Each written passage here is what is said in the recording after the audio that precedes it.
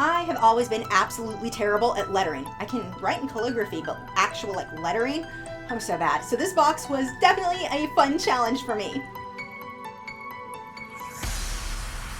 Today I'm going to be demonstrating my lettering Smart Art Box project. Today's video is being sponsored by Smart Art Box, and I have started donating. Anything Smart Art Box pays me goes directly to Artists for Trauma. They are an amazing charity that just helps so many people. I will have a link in the video description if you want to look up more about them. If you are unfamiliar with Smart Art Box, they are a monthly subscription box where every month they send you a new box full of full-size art supplies. One of the things that I think is so valuable in this box is the brochure that it comes with. The box doesn't just give you a bunch of supplies and expect you to figure out what to do with them. It gives you an actual art lesson. That's what this is. It's an art lesson in a box complete with the supplies. You get a brochure that goes over whatever the history of the style you're working in. You get some project pointers, and this one was a big one for me. Things like less pressure on the upstroke and more pressure on the downstroke is one of the key rules of this stuff. I didn't know that. I would have had no idea. They give really, really good tips, things that you would probably not have known unless you did a lot of research yourself if it's something you're familiar with. And then on the back, you get step-by-step instructions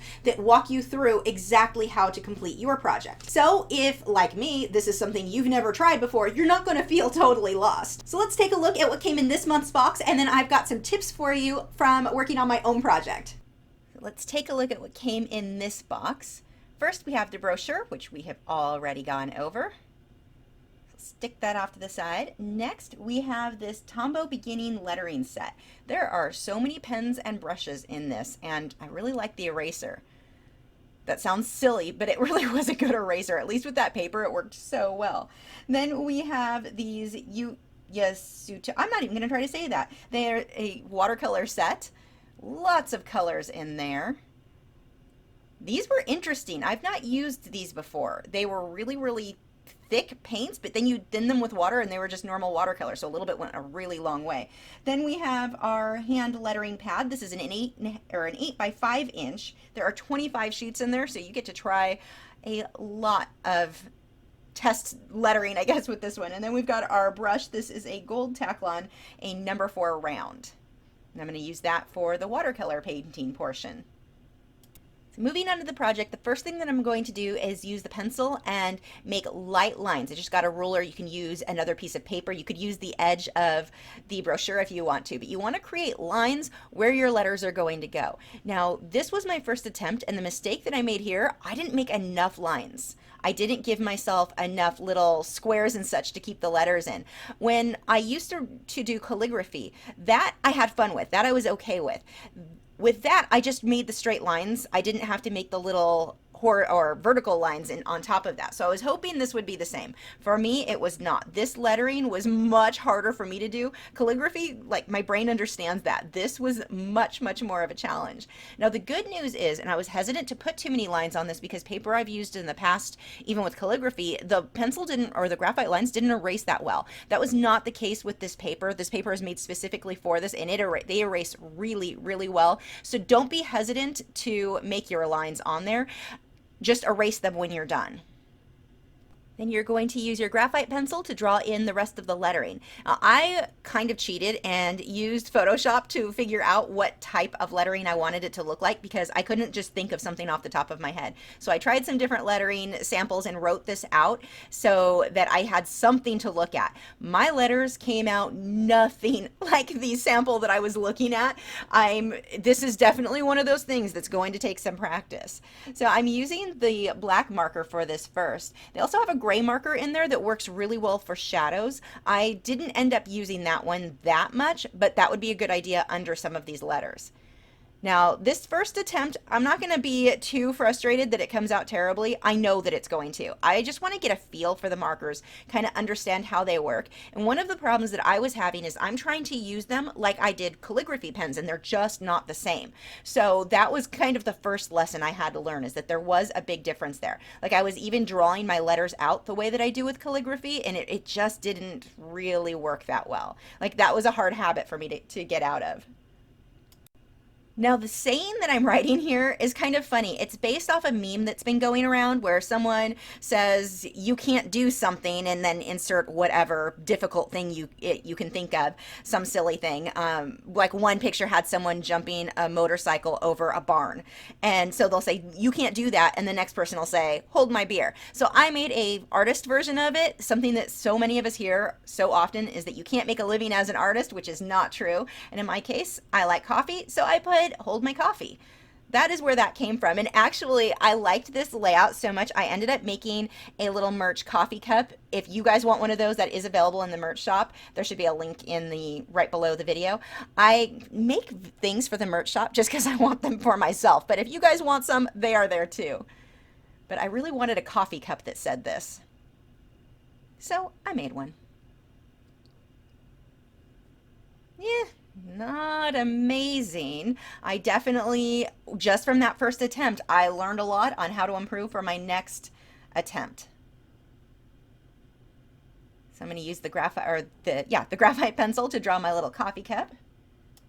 This paper was just so perfect for this project because the fact that it erased as cleanly as it did was a big deal for me. That you can just draw your lines on there like that. I really, really liked that I didn't have to worry about smudging, because normally with my work I draw things on another piece of paper and then transfer it to the good paper or whatever I'm going to do the project on. Didn't need to do that here. It really does erase well. So I'm using the box that the watercolors came in as my palette. You could use a real palette if you have that, but you want something that's going to be kind of plasticky. You wouldn't want to use a paper plate that's really dry and papery because it's a watercolor. It's just going to soak right into it, so that would be hard to work with. But with the plastic here, this actually made for a great palette. I'm just putting out the colors that I want.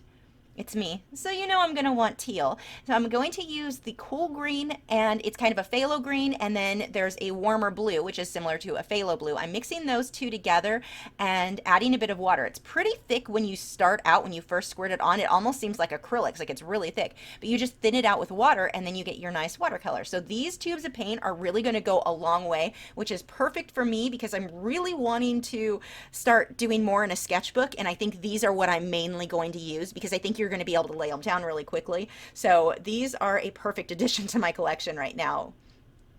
Adding some white to it so won't be too dark. And I've never used these specific paints before, so I wasn't sure how well they'd blend, or even on this paper. Now, the paper doesn't act like typical watercolor paper where it spreads all over and you get more of a loose feel. It felt kind of like painting with an acrylic on this stuff. When I used it on another paper, then it thinned out quite a bit and I got more of a watercolor feel. But for these, I feel almost like markers, like you're getting just a very clean line there. Well, you can see the brush strokes, but it's not spreading all over the place. Now, of course, if you add more water, you will have it spread farther. I think the biggest thing here is, though, that you do want to thin it with water, and don't put very much out on your palette or you'll just waste it, because a little tiny bit goes such a long way.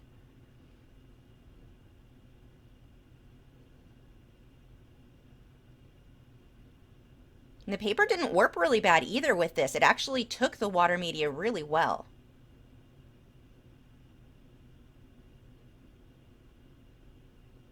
Paint in the coffee and then the little paint brushes.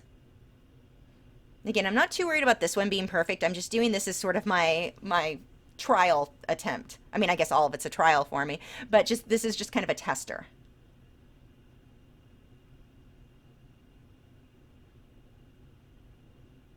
Some little paint brushes.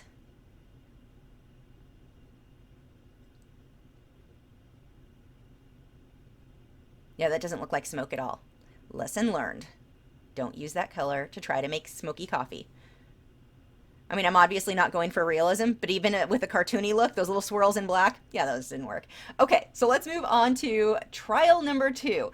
And this, unfortunately for me, was my last attempt so far with this box. I'll probably do more, but for now, after this project was right around the time my back went out, so I could not sit at that desk anymore.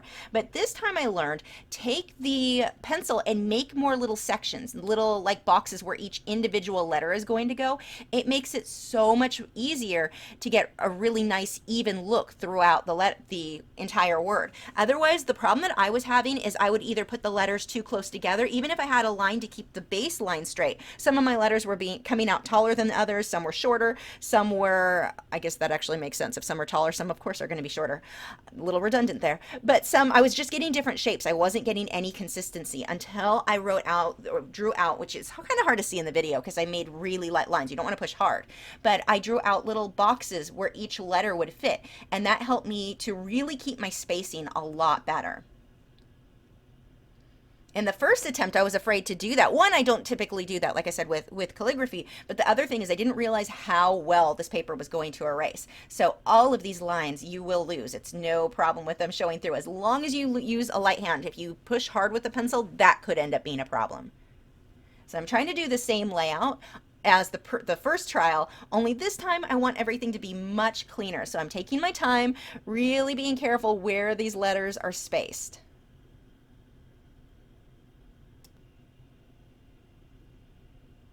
We're going to skip ahead a bit. I got all of the lettering done and my little coffee cup drawn out. And now we're going to start playing with the markers. So I got a scratch piece of paper because I hadn't tested some of these thin ones. I wasn't sure how thin or thick the lines were. So I want to test those. I also wanted to test to see how dark some of these were. So that's a really thin line. It's good for smaller areas, but for bigger letters, probably not the best choice. That one's a little bit thicker. And it actually has two ends. These are really nice markers. The Tombow markers, Tombow makes really good markers and pens, erasers. They've got really good products. I don't think I've ever gotten anything from Tombow that I was unhappy with. So now that I've got an idea of how those markers, the thinness or thickness of those, we'll go ahead and pick one. Nope, I'm going to test some more. So even on this attempt, I think I was still trying a bit too hard to move that marker like I do with calligraphy, but I gave it a try. And I was trying really hard on some of these strokes to do the heavier down and light on the upstroke.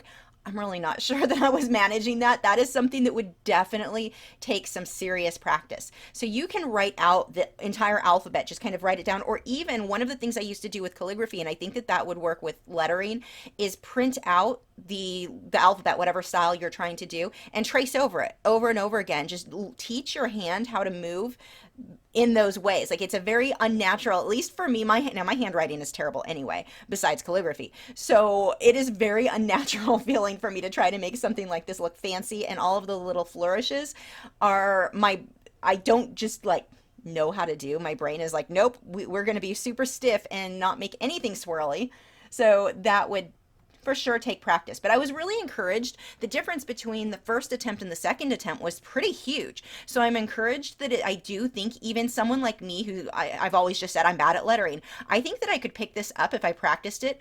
I really do think it is something I could learn to do well.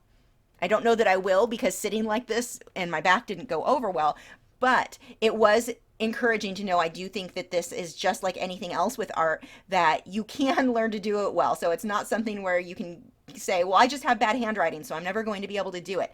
I don't think that's the case here. I think given enough practice, just like art, you could be really good with it. These little outlines, these ones were probably my favorites, where I just outlined it. I really liked how those letters came out. And you really can't see it that well, but I do have vertical lines. So I've got the horizontal lines for the top and the bottom of each letter, both for the upper and lowercase letters. And then I've got vertical lines going in between each one to help me, or at least in between each word, so I can really try to help keep those words in the right proportion. I'm so bad with spreading them out too far and then pushing them too close together and having too much variation, so I can't make the writing fit where it's supposed to fit. I'll like run out of room and then I can't fit words. So having pre-marked out where each of these is going to go is a big deal.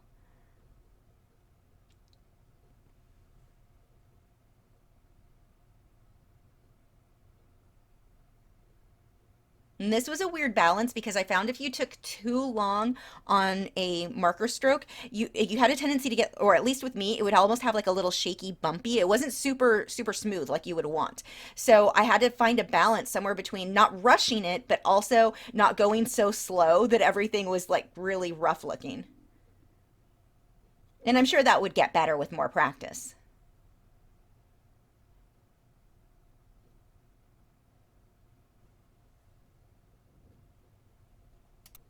These the bottom words I decided to fill in and not leave open like the word artist, but I think I liked it better when they were left open.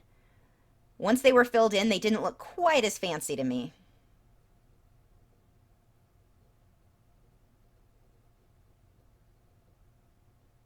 The markers didn't bleed at all. I had no trouble keeping clean edges when I filled things in. I was a bit worried about that, but this paper was just perfect for these.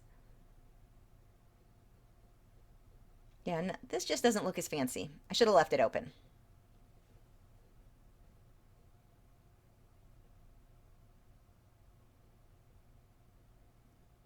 So now I'm going to erase everything, and I was so worried this was going to smudge. I didn't wait very long, but it didn't smudge at all. I've had that trouble before when I've done lettering and had lines drawn out. I went to erase, and it was usually with calligraphy pens. When I erased that bottom line that I always drew to keep the words straight, I have smudged so many areas, and here everything was dry. And I mean, it's dried for a couple of minutes, but not that long. Nothing smudged. Even when I erased, once I did the watercolor, I mean, I did let that dry all the way because it's watercolor, but that still I didn't have any trouble with any smudges anywhere on my project. You can see as I'm going right over the lettering, no trouble. Do a little test first just in case because I don't want to give someone bad advice, but at least with mine, maybe it was just hot in here, but it dried so quickly and I was able to erase it pretty much, within a minute or two.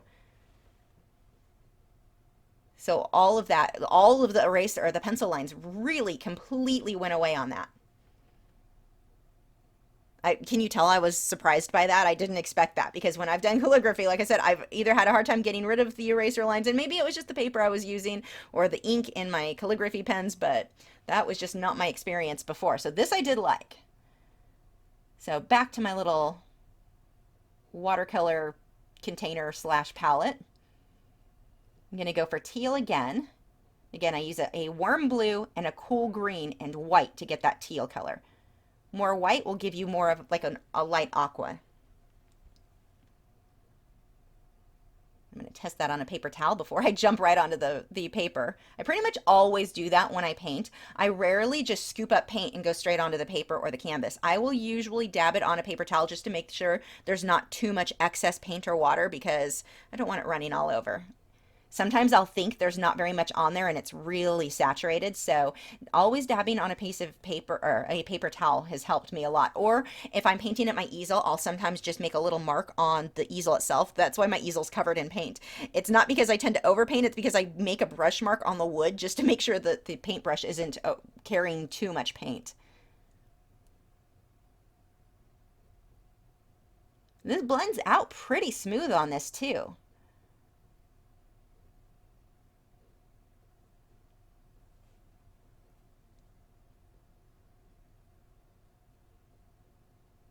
Remember, whenever you're painting, if you're not used to using paintbrushes, the harder you push, the thicker your line is going to be. With that same brush, I can get tiny, tiny, tiny details just by barely putting any pressure on the brush. And if you want nice smooth edges, try to get your outline done in one nice brush stroke instead of a whole bunch of little sketchy brush strokes. If you do a whole bunch of little sketchy brush strokes, your cup is going to come out looking fluffy.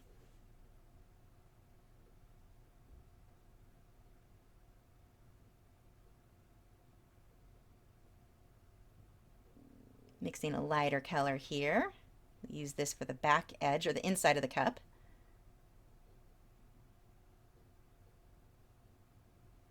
I'm really excited about this watercolor set because I was just thinking the other day, like, what do I want to use that would be easy and fast for sketchbooks? And this is going to be perfect. I think I'll use this and probably my Inktense blocks a lot too because those lay down really fast. And I just couldn't believe what a small amount. I have way too much on my palette. Such a little amount goes a really long way.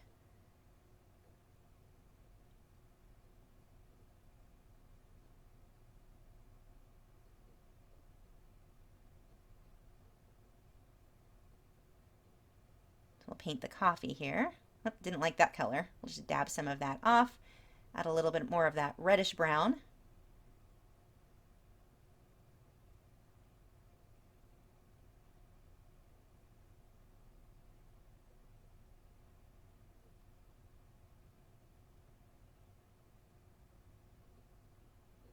And this is a box I've had here for a couple of months. I opened it back, it was a springtime box. When I opened it, I wanted to save it because I was so excited to do this project. So I'm like, I'm going to save it till I have time to really put a lot of time into playing with this. This one was a really fun box. Definitely one of my favorites, I think. Mostly because it was just such a challenge for me going into it, knowing how bad I am at lettering. So I definitely got some good tips out of this.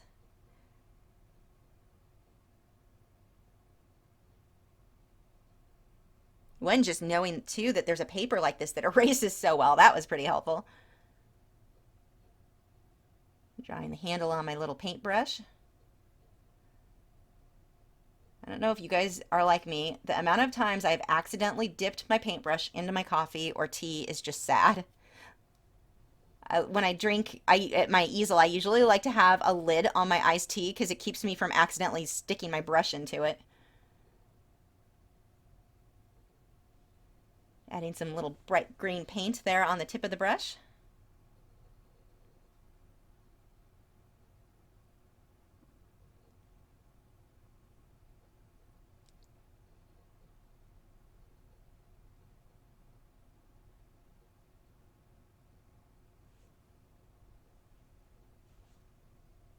Now I'm going to paint in some cute little flowers. I'm going to mix the red, and this time I did a better job of not putting so much out. And look how thick that is. I was really surprised at how much this thinned out. That's probably way too much white. And I've added water to the brush first before I start mixing the color.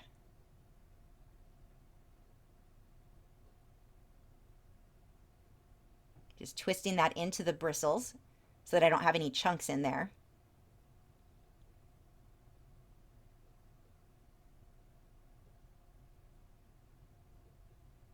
And I'm just painting in the petals as almost little half circles, kind of oval shaped.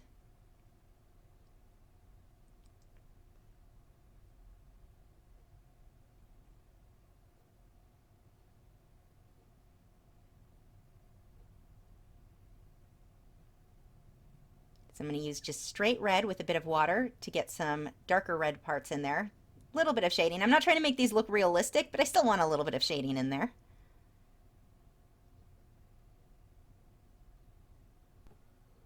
Now, just out of curiosity, I tried to find any light fast information on these paints. These watercolor paints are super, super cheap. They are not going to, they're not going to compete with really, really high-end watercolors. But then I also wondered if the higher-end watercolors, because of the way those flow, if that would not work as well on this paper. I don't know. I'm not sure on that, but that just crossed my mind. But anyway, the light fast ratings, that was one thing on Amazon. One of the listings said that it used ASTM. There were a few different listings for this one. They said they use ASTM, but they don't tell you what those ratings are. I'm like, well, that's not impressive if I don't know if they're actually light fast. So I'm going to assume that they're not. I don't know because I can't find, even on their website, their own website for this, I forget the name of the company, Yasutomo. I sound like an idiot because I don't know how to say it right, and I apologize for that. But they don't really have much information on the product. They've got a photo of the product, and that's about it. So I would not use those by any means on something that I was going to sell or that I wanted to be light fast. I'm going to use this on little sketchbook type things or little projects like this that I'm just playing around with design ideas. But actually, a friend of mine does designs for clothing. I think this would be perfect for him. But I wouldn't say this is one thing that I would run out and buy more of, but I'm definitely going to play with it in my sketchbooks until I run out. It shades pretty well. I mean, I actually, at least on this paper, I really don't have any complaints about it other than I really wish I could find the light fast ratings, but I'm going to assume, being that it is a very, very cheap watercolor set, that it's probably not very light fast at all. Also, just a warning for those of you who buy supplies on Amazon, a lot of vendors on there that have like off brands, they will tell you that they're light fast, but they don't give you the ratings. I've contacted some of those companies and asked if they test for light fast, and they said, oh no, we didn't actually test it. Well, then you can't claim they're not light. Like you don't, that claim seems a little bit, not honest to me to claim that something's light fast, but you've never tested them for light fast. So just be aware of that, because sometimes you will have companies that give the impression or comment that it's light fast when it really isn't. See if you can find the light fast ratings. If you can't find a chart anywhere on the company, the manufacturer's website, that I'm pretty much just going to assume not light fast. Because companies that do test, and it is expensive to do all of the light fast testings, companies that do test for light fast are going to brag like crazy about those results. So these watercolors I think are great for something like this. I think they're great for a sketchbook, but I wouldn't run out and buy them if you're planning to like really get serious with watercolor. They're probably, I mean, I guess to just test them out to get started, they'd be fine, but not for something that you're going to be doing like full watercolor paintings with.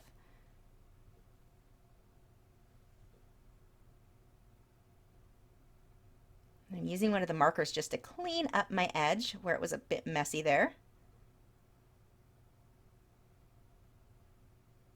Marker, pen, I'm not sure what I want to call that.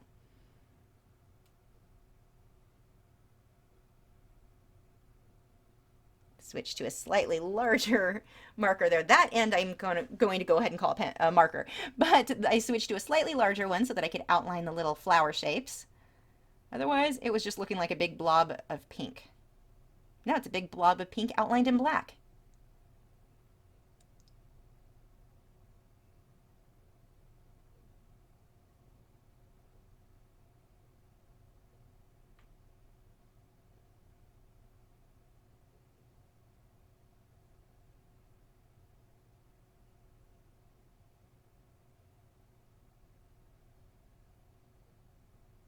I can use this marker to straighten that out. My brush was really bent there, so that marker fixed that.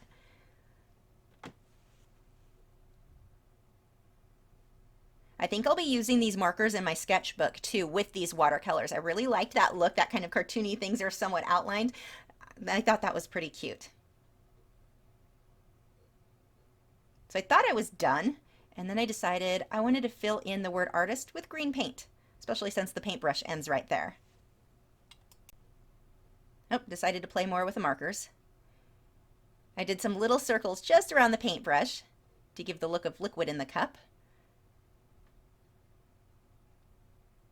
And outlining these cleaned this up so nice. It's something that I don't do with realism, and sometimes when I do something like this that's more cartoony, I forget, hey, you can do outlines. Outlines actually look good with this style. I have to remind myself of that sometimes.